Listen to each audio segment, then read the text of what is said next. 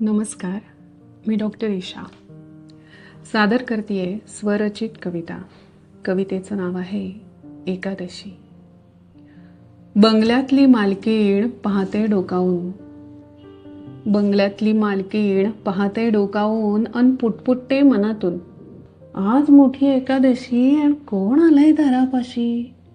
पाहते तर कळकट साडी मळकट बाई फाटका बाहेर उभी, केविलवाण्या आवाजात म्हणते कशी, माई व माई कचरा म्या काढते, फक्त भाकरी वाढ ग, 2 दिवस झालं पोटामध्ये घास गेला नाही व.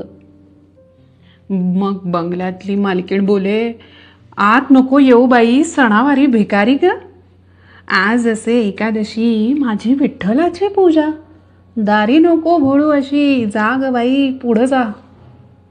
आता देव्हाऱ्यातला विठ्ठल खुदकन हसला मनी, मग वदला असा सामोरी प्रकटोनी. विठुराया हसे म्हणे, आज घडतोय गड्या उपवास माझा, एकादशीला मिळे मलाच अशी सजा.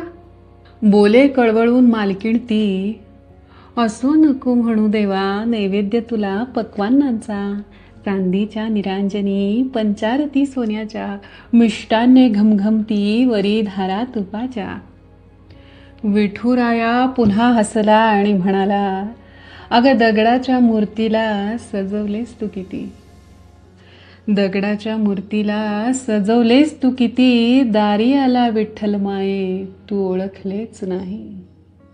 विठ्ठल तिच्या आतील मी भावाचा भुकेला ग, विठ्ठल तिच्या आतील मी भावाचा भुकेला ग, माणूस म्हणून त्यांच्याशी माणसासारखी वाग.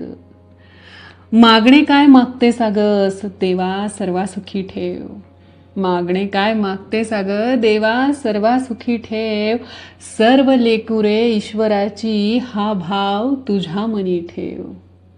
अगं सगळ्यांना सुखी ठेवतोच मी, बघ दुःख वाटतंय कोण, अगं सगळ्यांना सुखी ठेवतोच मी, बघ दुःख वाटतंय कोण, विषमतेच्या दरीचे तुम्हीच जगी पसरविले लोण. देव्हाऱ्यातला राम तुझा त्यांच्यातही पाहत जा, देव्हाऱ्यातला राम तुझा त्यांच्यातही पाहत जा, जमेल तसा आनंद त्यांना तुझ्यातला वाटत जा. हीच खरी एकादशी आणि हीच माझी पूजा, हीच खरी एकादशी आणि हीच माझी पूजा.